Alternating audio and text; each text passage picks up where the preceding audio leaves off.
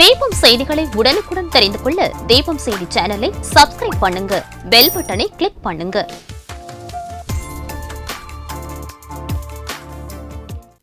வணக்கம். முக்கிய செய்திகள்.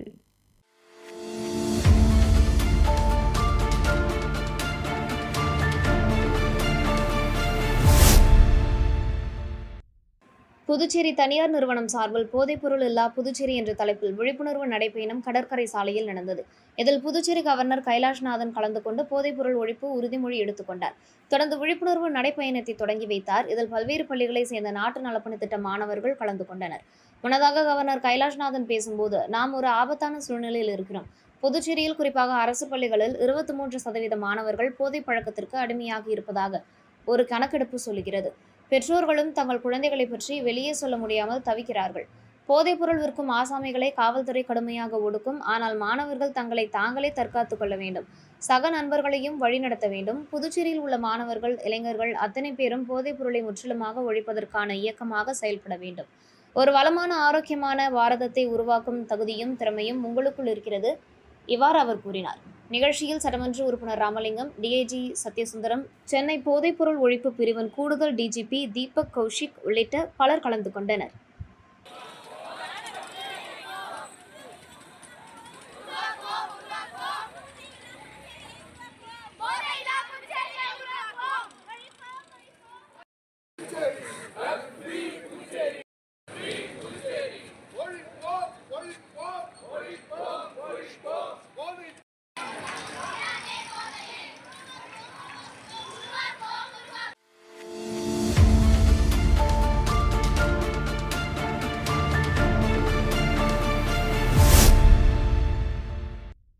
புதுச்சேரிக்கு தனி மாநில அந்தஸ்து வேண்டி தலைநகர் டெல்லியில் ஜூன் 27 போராட்டம் நடைபெற உள்ள டெல்லி ஜந்தர் மந்தர் பகுதியிடத்தை புதுச்சேரிக்கு தனி மாநில அந்தஸ்து வேண்டி போராட்டத்தை முன்னெடுத்து நடத்தும் சட்டமன்ற உறுப்பினர் நேரு என்கின்ற குப்புசாமி தன் குழுவுடன் போராட்டம் நடைபெற உள்ள இடத்தையும் போராட்டத்திற்கு தொடர்வண்டி மார்க்கமாக வருகை தரும் புதுச்சேரி காரைக்கால் பகுதியை சார்ந்த 150 நபர்கள் தங்குவதற்கான டெல்லி ஸ்ரீலங்கா தங்கும் விடுதி இடங்களையும் பார்வையிட்டார். மேலும் போராட்டத்திற்காக டெல்லி காவல்துறையில் அனுமதி பெறுதல் போன்ற பணிகளையும் மேற்கொண்டார். புதுச்சேரி காரைக்கால் பகுதியை சேர்ந்தவர்கள் தங்கும் இடத்தில் அனைத்து வசதிகளும் உள்ளதா என்று ஆய்வு செய்தார்.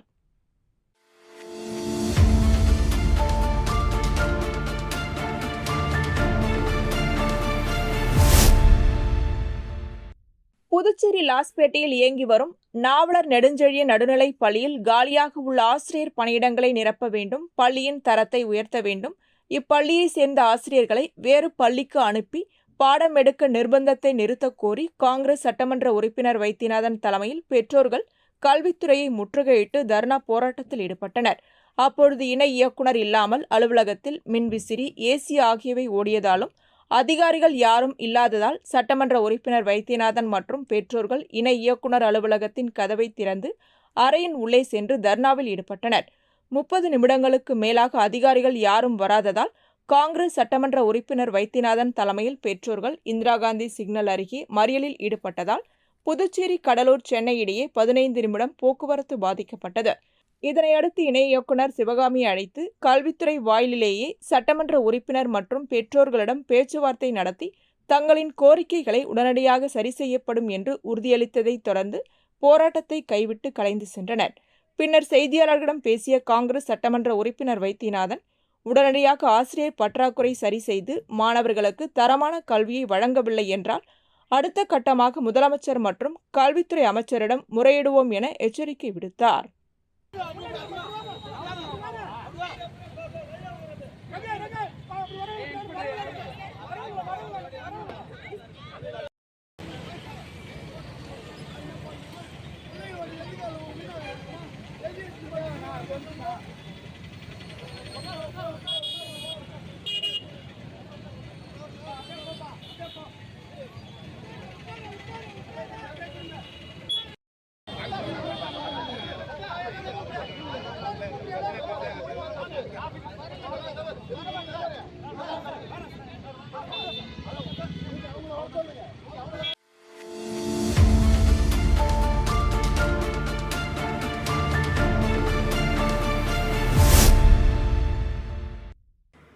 விழுப்புரம் மாவட்டம் திண்டிவனம் அருகே உள்ள தைலாபுரம் தோட்டத்தில் பாமக நிறுவனர் ராமதாஸ் தொடர்ச்சியாக அன்புமணி ஆதரவாளர்களை நீக்கிவிட்டு இதுவரை 80க்கும் மேற்பட்ட புதிய மாவட்ட செயலாளர்களை நியமனம் செய்துள்ளார். இந்த நிலையில் தொடர்ச்சியாக மயிலம் சட்டமன்ற உறுப்பினர் சிவகுமார், சேலம் சட்டமன்ற உறுப்பினர் சதாசிவம், தர்மபுரி சட்டமன்ற உறுப்பினர் வெங்கடேஸ்வரன் கட்சி பதவிகளை நீக்கிவிட்டு புதிய மாவட்ட செயலாளர்களை நியமனம் செய்துள்ளார். இந்த நிலையில் கடலூர் மேற்கு மாவட்ட செயலாளர் சுரேஷ் தலைமையில் வந்த 200க்கும் மேற்பட்ட முன்னாள் பாமக நிர்வாகிகளுக்கு தற்போது ஒன்றிய நகர பொறுப்புகளை பாமக நிறுவனர் ராமதாஸ் நியமனம் செய்துள்ளார்.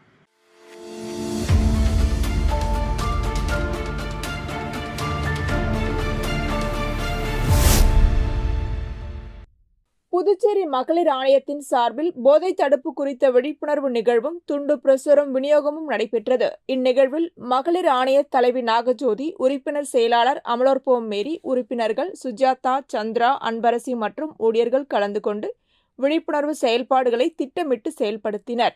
ராஜீவ்காந்தி புதிய பேருந்து நிலையம் மற்றும் பழைய பேருந்து நிலையம், உழவர் சந்தை அருகில் ஆகிய இடங்களில் பொதுமக்களிடம் துண்டு பிரசுரங்கள் வழங்கி போதைப் பொருள் பயன்படுத்துவதால் ஏற்படும் தீமைகள் குறித்து விழிப்புணர்வு ஏற்படுத்தப்பட்டது. இந்த நிகழ்வு பொதுமக்களிடையே பெரிய அளவில் வரவேற்பை பெற்றது. சமூக நலனுக்காக மேற்கொள்ளப்பட்ட இந்த முயற்சி அனைவரிடமும் நேர்மறையான தாக்கத்தை ஏற்படுத்தியது.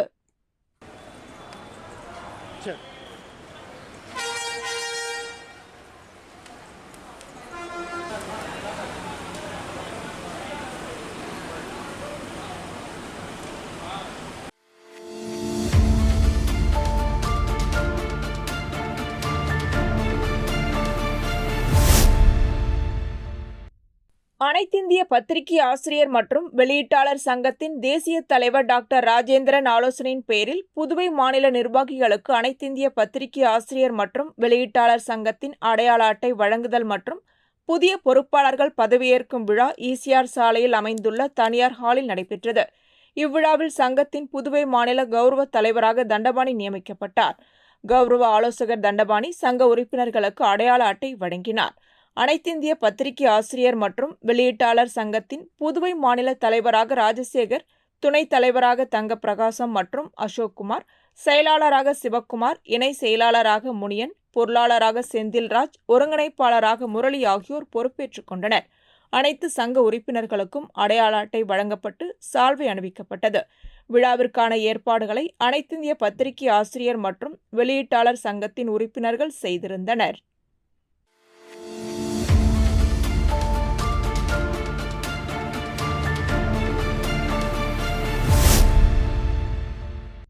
புதுச்சேரி அரசு நலவழித்துறை சார்பில் தேசிய கொசு மற்றும் பூச்சிகளால் பரவும் நோய்கள் தடுப்பு திட்ட அலுவலகம் மற்றும் காலாப்பட்டு அரசு சுகாதார மற்றும் நல்வாழ்வு மையம் இணைந்து பெரிய காலாப்பட்டு அரசு பெண்கள் மேல்நிலைப் பள்ளியில் பயிலும் மாணவிகளிடையே மலேரியா எதிர்ப்பு மாதத்தை முன்னிட்டு வினாடி வினா போட்டி நடைபெற்றது.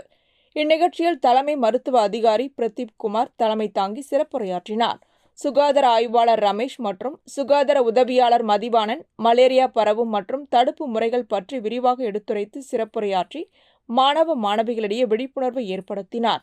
சுகாதார உதவியாளர் மதியழகன் மலேரியா காய்ச்சலின் அறிகுறிகள் மற்றும் சிகிச்சை முறைகள் பற்றி எடுத்துரைத்து விழிப்புணர்வை ஏற்படுத்தினார். இந்நிகழ்ச்சிக்கு கிராமப்புற செவிலியர் விருத்தாம்பாள், பள்ளி துணை முதல்வர் பிரேம்குமார், ஜூலியன், தலைமை ஆசிரியர் பூங்குன்றன், தேசிய நலப்பணி திட்ட ஆசிரியர் ரமணி ஆகியோர் கலந்து கொண்டனர். நிறைவாக வெற்றி பெற்ற மாணவ மாணவிகளுக்கு பரிசுகள் வழங்கப்பட்டது. இந்நிகழ்ச்சிக்கான ஏற்பாடுகளை ஆஷா ஊழியர் நந்தினி செய்திருந்தார்.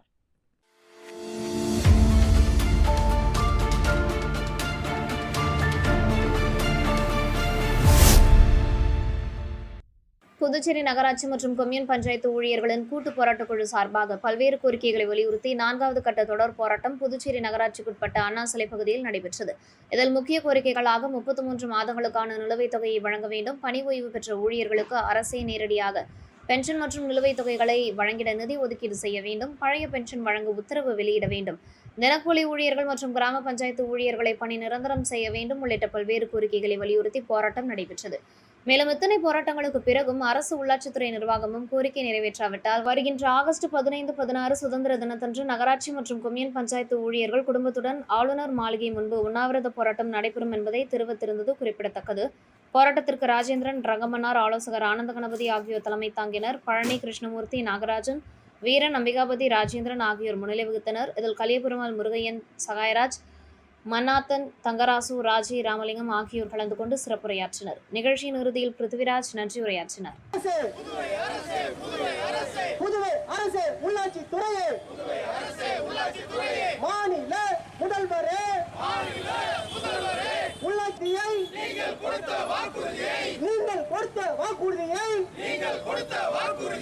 நிறைவேற்ற வேண்டும் என்று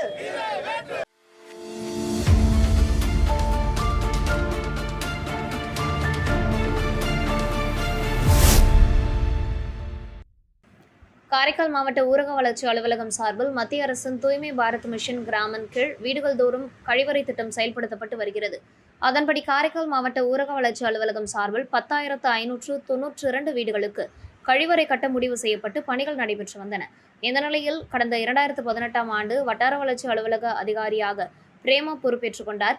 பின்னர் அவர் வேறு துறைக்கு மாற்றப்பட்டு கடந்த 2020ஆம் ஆண்டு புதிதாக பொறுப்பேற்ற வட்டார வளர்ச்சி அதிகாரி ரங்கநாதன் என்பவர் மத்திய அரசின் கழிப்பறை திட்டம் ஆவணங்களை தணிக்கை செய்தபோது கழிப்பறை திட்டத்தில் முன்னாள் வட்டார வளர்ச்சி அதிகாரி பிரேமா முறைகேடு செய்தது தெரியவந்தது. இதுகுறித்து ரங்கநாதன் புதுச்சேரி லஞ்ச ஒழிப்புத்துறையில் புகார் அளித்தார். இந்த புகாரில் மத்திய அரசின் கழிப்பறை திட்டத்தில் பிரேமா ரூபாய் 78.80 லட்சம் முறைகேடு செய்துள்ளதாகவும் புதுச்சேரி கணக்கு மற்றும் கருவூலங்கள் அதிகாரிகள் தணிக்கை செய்ததில் உறுதி செய்யப்பட்டது. மேலும் முறைகேட்டில் ஈடுபட்ட பிரேமா மற்றும் 12 கட்டமைப்பாளர்கள் மீது ஊழல் தடுப்பு சட்டம் உட்பட 8 பிரிவின் கீழ் லஞ்ச ஒழிப்புத்துறை காவல்துறையினர் வழக்கு பதிந்துள்ளனர். தொடர்ந்து தனிப்படை அமைத்து அரசு அதிகாரி மற்றும் ஒப்பந்ததாரரை கைது செய்ய நடவடிக்கையில் காவல்துறையினர் ஈடுபட்டு உள்ளனர்.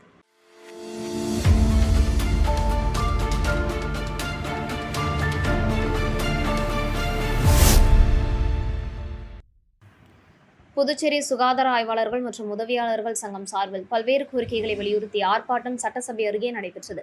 சங்க தலைவர் திருமலை தலைமை தாங்கினார். செயலாளர் ஜெகநாதன், துணைத் தலைவர்கள் பன்னீர்செல்வம், தாமோதரன், இணை செயலாளர்கள் காசிமுனியன், சந்தோஷ்குமார் முன்னிலை வகித்தனர். அரசு ஊழியர் சம்மேளன கௌரவ தலைவர் பிரேமதாசன், தலைவர் ரவிச்சந்திரன், செயல் தலைவர் ராதாகிருஷ்ணன், பொதுச் செயலாளர் முனுசாமி, துணை பொதுச் செயலாளர் மணிவாணன், சுகாதார சம்மேளன பொதுச் செயலாளர் ஜவஹர், நிர்வாகிகள் கிரி, சதீஷ், கலைவாணி, வெற்றிவேல், சுதா ஆகியோர் கண்டன உரையாற்றினர். ஆர்ப்பாட்டத்தில் சுகாதார ஆய்வாளர்களுக்கு அளிக்கப்பட்ட ஊதிய உயர்வுக்கும் மத்திய அரசின் ஒப்புதலை பெற நடவடிக்கை எடுக்க வேண்டும், காலியாக உள்ள சுகாதார ஆய்வாளர்கள் பதவிகளை தகுதி வாய்ந்த உதவியாளர்களை கொண்டு நேர்மையான முறையில் நிரப்ப வேண்டும், 7வது ஊதியக்குழு பரிந்துரைப்படி உயர்த்திய நோயாளி கவனிப்புப்படி நிலுவைத் தொகையை உடனே வழங்க வேண்டும் உள்ளிட்ட பல்வேறு கோரிக்கைகள் வலியுறுத்தப்பட்டன. பொருளாளர் இளையதாசன் நன்றி கூறினார்.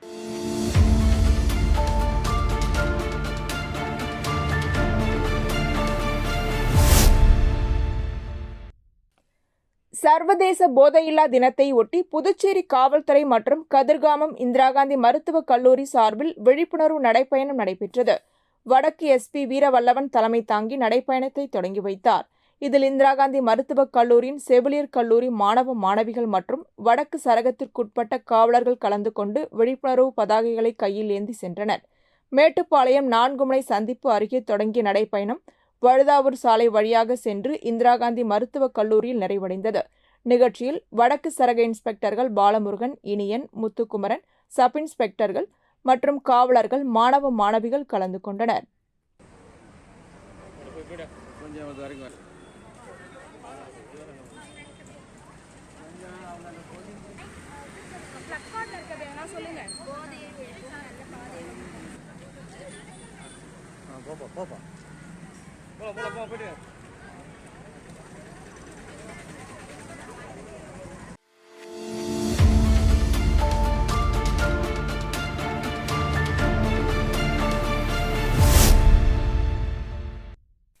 புதுவையை தலைமையிடமாக கொண்டு இயங்கி வரும் புதுவை பாரதியார் கிராம வங்கி தனது 47வது கிளைகளை ஒருங்கிணைத்து ஏனம், புதுச்சேரி, முருங்கப்பாக்கம், வில்லியனூர் ஆகிய கிளைகளில் மிகப்பெரிய கடன் வழங்கும் முகாம்களை ஒரு வார காலமாக நடத்தி வருகிறது. அதன் தொடர்ச்சியாக களித்தீர்த்தால் குப்பம் கிளையில் நடைபெற்ற கடன் வழங்கும் விழாவை தலைமையேற்று வங்கித் தலைவர் ரத்னவேல் 3 கோடி அளவிலான கடன் உதவிகளை களித்தீர்த்தால் குப்பம், மண்ணாடிப்பட்டு, நெட்டப்பாக்கம், திருவண்டார்கோவில், மடுகரை, திருக்கனூர், கூனிச்சம்பட்டு மற்றும் குமாரபாளையம் கிளைகளை சார்ந்த பயனாளிகளுக்கு வழங்கினார். வங்கித் தலைவர் தனது சிறப்புரையில் மற்ற வங்கிகளை விட வைப்பு நிதிக்கு அதிக வட்டி தரும் அரசு வங்கி எனவும் இவ்வங்கியில் வீட்டுக்கடன், அடமானக்கடன், சிறு தொழில் கடன், பயிர்க்கடன் மற்றும் சுய உதவி குழுக்கடன் கொடுத்து வந்த நிலையில் தற்போது புதுவை மாணவர்களுக்காக மருத்துவ படிப்பிற்கான கல்விக் கடனையும் அறிமுகம் செய்து வைத்தார். மேலும் பொதுத்துறை வங்கிகளைப் போன்று மொபைல் ஆப், ஜிபே, பேடிஎம் போன்ற UPI பரிவர்த்தனைகளையும் இவ்வங்கி மூலம் பெற்றுக்கொள்ளலாம் என அறிவித்தார். புதுவை பாரதியார் கிராம வங்கி வாயிலாக யுனிவர்சல் சாம்பு இன்சூரன்ஸ் கம்பெனியில் காப்பீடு செய்து விபத்தில் இறந்த 2 நபர்களின் குடும்பத்தாருக்கு ரூபாய் 15 லட்சம் காசோலையும் வழங்கப்பட்டது. இவ்விழாவில் வங்கி ஊழியர்கள், மதகடிப்பட்டு பஞ்சாயத்து அலுவலக ஊழியர்கள் மற்றும் வாடிக்கையாளர்கள் கலந்து கொண்டனர்.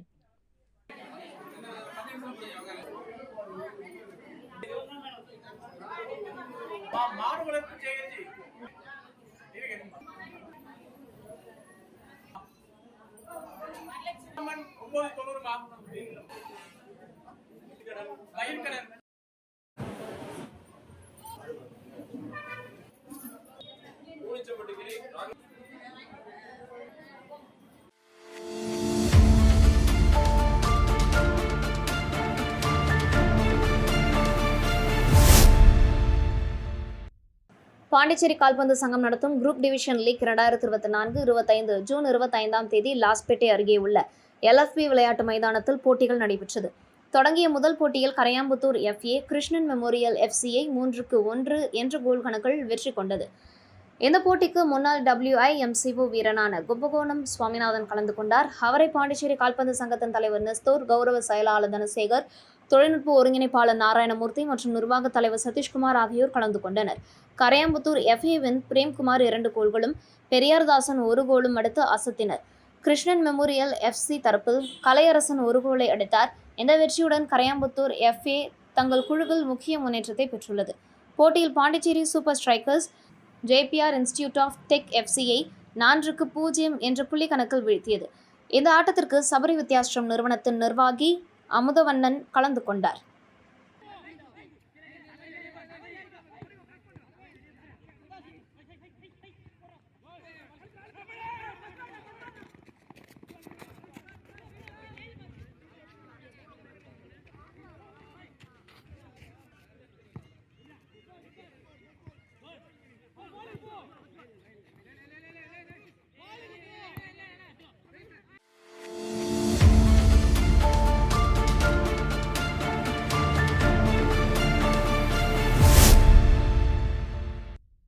லயன்ஸ் கிளப் இன்டர்நேஷனல் வட்டார 3இன் தலைவர் ரமேஷ்குமார் தலைமையில் வட்டார கலந்தாய்வு கூட்டம் மற்றும் சேவை திட்டம் தனியார் உணவகத்தில் நடைபெற்றது.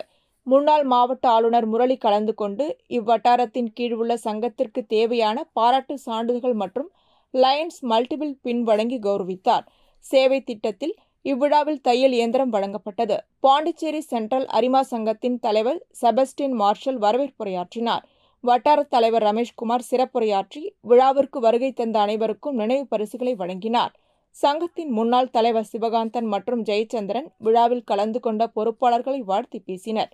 தொடர்ந்து போட்டிகள் நடைபெற்று அவர்களுக்கு பரிசுகளை வட்டார தலைவர் ரமேஷ்குமார் வழங்கினார். விழாவில் செயலாளர் விவேகானந்தன், பொருளாளர் ஜெகதீஷ் மற்றும் Lions club Pondicherry central, Tindivanam, Thirukkanur உள்ளிட்ட கிளப்புகளை சேர்ந்த நிர்வாகிகள் கலந்து கொண்டனர்.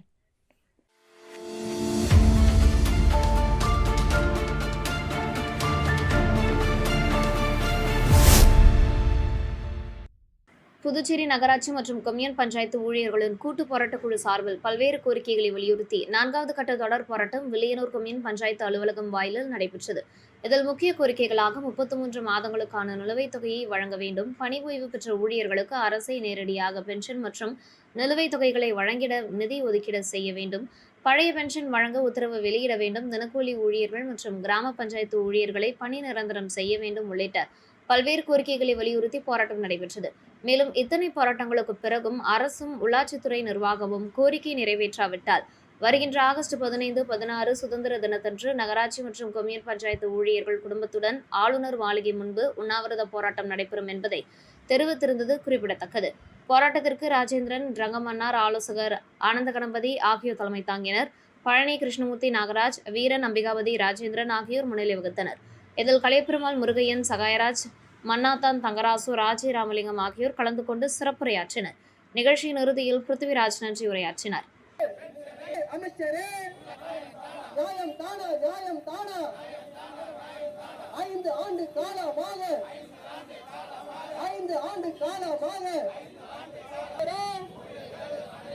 ஓய்வு பெற்ற ஊழியரே, 7 வயது போராடி வருகிறோம்.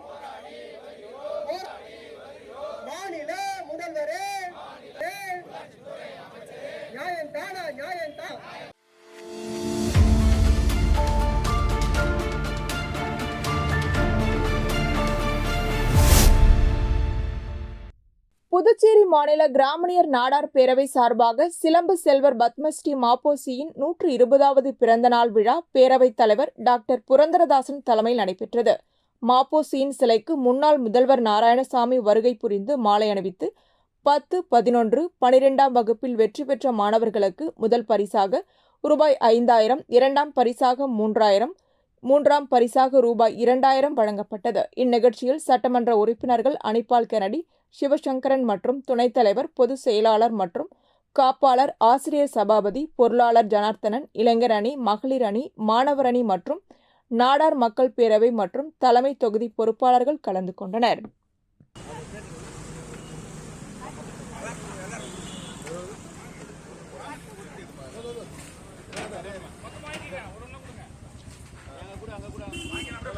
நீ அங்க போனா அண்ணாண்ட போனா அங்க கூடுன அங்க கூடுன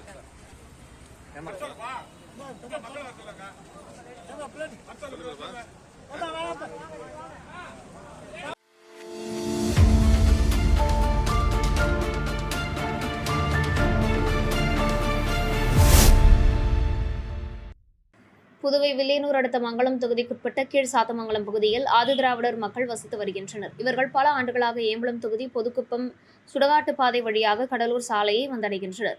சுமார் 300 மீட்டர் தூரம் உள்ள இந்த குறுக்கு சாலையை ஆதிதிராவிடர் மக்கள் பயன்படுத்தி வந்த நிலையில் அங்கு அரசு பாலம் ஒன்றை அமைத்துக் கொடுத்தது. இந்த நிலையில் புதுக்குப்பம் பகுதியை சேர்ந்த மற்றொரு தரப்பினர் திடீரென எடுக்காட்டு காம்பவுண்ட் சுவர் கட்டுவதாக கூறி அந்த மக்கள் பயன்படுத்தி வந்த சாலையில் பள்ளம் தோன்றியதால் பரபரப்பு ஏற்பட்டது. அங்கு சென்ற கீழ் சாத்தமங்கலம் பகுதி மக்கள் காலமாக பயன்படுத்தி வரும் இந்த சாலையை அடைக்க வேண்டாம் என வாக்குவாதத்தில் ஈடுபட்டனர். வில்லியனூர் காவல் நிலைய இன்ஸ்பெக்டர் கலைசெல்வன், தாசில்தார் சேகர், மங்கலம் காவல் நிலைய சப் இன்ஸ்பெக்டர் பெரியசாமி ஆகியோர் சம்பவ இடத்திற்கு வந்தனர். அப்போது அங்கு வந்த அதிகாரிகளிடம் கீழ் சாத்தமங்கலம் மக்கள் காலமாக பயன்படுத்தி வரும் இந்த சாலையில் திடீரென காம்பவுண்ட் சுவர் எழுப்புகின்றனர். இந்த சாலை துண்டிக்கப்பட்டால் கீழ் சாத்தமங்கலம் மக்கள் செம்பியம்பாளையம் பகுதி வழியாக சுமார் 3 கிலோமீட்டர் சுற்றி வர வேண்டிய நிலை உள்ளது. எனவே தங்களுக்கு நியாயம் வேண்டும் என்று கூறி அதிகாரிகளிடம் முறையிட்டனர். அங்கு ஜேசிபி இயந்திரம் கொண்டு பள்ளம் தோண்டப்பட்டதை அதிகாரிகள் தடுத்து நிறுத்தினர். அரசாங்கம் இடத்தில் யாரை கேட்டு பள்ளம் தோன்றுகின்றீர்கள்? அரசு அனுமதி கொடுத்தால் மட்டுமே இங்கு வேலை செய்ய வேண்டும் என்று அவர்களை கண்டித்தனர். இந்த சம்பவம் தொடர்பாக இரு தரப்பினரையும் அழைத்து சமாதான பேச்சு வார்த்தை நடத்த வருவாய்த்துறையினர் முடிவு செய்துள்ளனர். ஆதிதிராவிடர் மக்கள் பயன்படுத்தி வந்த சாலையில் திடீரென ஒரு தரப்பினர் பள்ளம் தோண்டி காம்பவுண்ட் சுவர் எழுப்பும் என்ற முயற்சி சம்பவம் அப்பகுதியில் பதட்டத்தை ஏற்படுத்தியுள்ளது.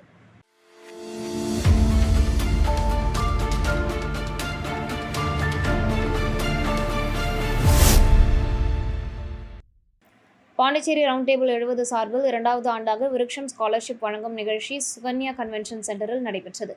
இதில் பெற்றோர்களை இழந்த 70 மாணவர்களுக்கு தலா 10 ஸ்காலர்ஷிப் வழங்கப்பட்டது. நிகழ்ச்சியில் கல்வித்துறையின் state project director Ezhil Kalpana, round table area 2 chairman Kunal Chaudhary, area 2 secretary Dilip Anirudh, Pondicherry round table சாட் சேர்மன் நாகராஜன் ஆகியோர் இந்த விழாவில் கலந்து கொண்டனர். மேலும் Pondicherry round table 70 chairman Sathishkumar, secretary Karthik, பொருளாளர் புருஷோத்தமன், துணைத் தலைவர் அசோக் ஆகியோர் பங்கேற்றனர்.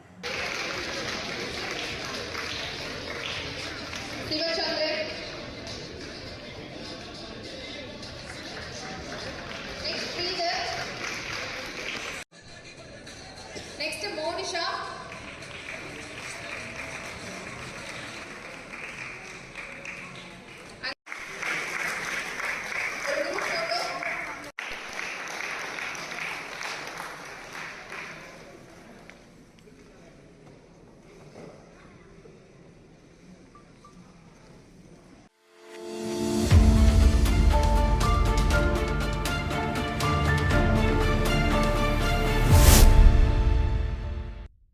புதுச்சேரி 10 ரூபாய் சட்டை இயக்கத்தின் நிறுவன தலைவராக இருந்து வருபவர் ரகுநாதன் காவல்துறை தலைமையகத்தில் டிஜிபியிடம் தனது குடும்பத்தினருடன் புகார் மனு ஒன்றை அளித்திருந்தார். அந்த மனுவில் அரியாங்குப்பம் காவல் நிலைய உதவி ஆய்வாளர் முருகானந்தம் தனக்கும் தனது குடும்பத்தினருக்கும் உயிருக்கு அச்சுறுத்தல் இருப்பதாகவும், மேலும் பல்வேறு மன உளைச்சலை எஸ்ஐ முருகானந்தம் தருவதாகவும், மேலும் பொய் வழக்கு போட்டு சிறையில் அடைக்க அவர் முயற்சி செய்து வருவதாகவும் குற்றம் சாட்டியுள்ளார். மேலும் கடந்த சில மாதங்களுக்கு முன் வீராம்பட்டினம் செல்லும் சாலையில் உள்ள செட்டிக்குளம் பகுதியில் ரகுநாதனின் வீடு இடிக்கப்பட்டு அங்குள்ள அம்மன் கோயிலும் இடிக்கப்பட்டதாக தெரிகிறது. இடிக்கப்பட்ட அம்மன் சிலை கழுத்தில் இருந்த 1/2 பவுன் தாலி செயின் முருகானந்தம் தான் எடுத்து சென்றதாகவும் அதற்கான வீடியோ ஆதாரத்தையும் ரகுநாதன் டிஜிபியிடம் கொடுத்திருக்கிறார். வீடு மற்றும் கோயிலும் இடிக்கப்பட்ட சமயத்தில் ரகுநாதன் மற்றும் அவரது உறவினர்களை காவல் நிலையத்தில் வைத்து எஸ்ஐ முருகானந்தம் அடித்து துன்புறுத்தியதாகவும் இதை பற்றி புகார்கள் தெரிவித்த நிலையில் எஸ்ஐ முருகானந்தம் பல்வேறு விதத்தில் மன உளைச்சலை தருவதாகவும் மனுவில் கூறப்பட்டிருக்கிறது. இதனால் ரகுநாதன் மற்றும் அவரது உறவினர்களுக்கு முருகானந்தத்தால் உயிருக்கு அச்சுறுத்தல் இருப்பதாக கூறி காவல்துறை தலைமையகத்தில் புகார் அளித்துள்ளனர். நான் புகார் கொடுத்துருக்கேன். என்னன்னா முருகானந்தம் உதவி ஆய்வாளர் என்னன்னா என் மேலே இருக்கிற ஒரு காழ்ப்புணர்ச்சியில் அப்பப்போ என்ன செய்யறாரு, எங்களை மிரட்டுறாரு. எங்கள் வீட்டை இடிச்சு 65 நாள் ஆகுதுன்னு எல்லாருக்கும் தெரிஞ்சிருக்கும். எங்கள் மேலே பொய் கேஸை போட்டு பெண்களை மானபங்கப்படுத்தி அவங்க ஆடையை கீசி மார்பில் கையை வச்சு இது மாதிரி பல முறைகளை பண்ணி பொய் வழக்கு போட்டு எங்களை ரிமாண்ட் பண்ணி 8 நாள் உள்ளே வச்சாங்க. வீட்டை இடிச்சிட்டு இன்னைக்கு நாங்கள் வாழத்துக்கு வழி இல்லாமல் காற்றுலையும் மழையிலையும் இருக்கிறோம். தினமும் இந்த இடத்த காலி பண்ணிட்டு போங்கன்னு சொல்லிட்டு காவல்துறையை விட்டு மிரட்டுறாரு. இன்னைக்கு 2 நாளைக்கு ஒரு வாட்டி உங்களுக்கு சம்மன் வந்தது, வாங்க ஸ்டேஷன் வாங்க விசாரணை பண்ணணும்னு சொல்லி மிரட்டுறாரு. இப்போ என்ன செஞ்சுக்கிறாரு, நீ காலைல சம்மன் அனுப்புறாரு, நீங்கள் நாளைக்கு 10 மணிக்கு காவல்துறைக்கு வரணும்னு சொல்லிக்கிறாரு. இது மாதிரி எங்களை அச்சுறுத்துறாரு. மன உளைச்சலை பத்திர எம்எல்ஏ கூட கூடிக்கினேன். ஏன்னா போன வருஷம் நான் ஒரு கட்ட பஞ்சாயத்து பண்ண சொல்லிட்டு புகார் அளிச்சிருந்தேன் டிஜிபிட்ட. அதுக்கு அடுத்தது அவரை யானத்தில் இடமாற்றம் பண்ணாங்க. அந்த ஒரு காழ்ப்புணர்ச்சி காரணமாக தான் என்னை இது மாதிரி பழி வாங்கிக்கின்னு சம்பந்தமாக அடுத்த கட்ட நடவடிக்கை எடுப்போம். இது சம்பந்தமாக முற்றுகையிடுவோம். இத்துடன் செய்திகள் நிறைவடைகின்றன. வணக்கம்.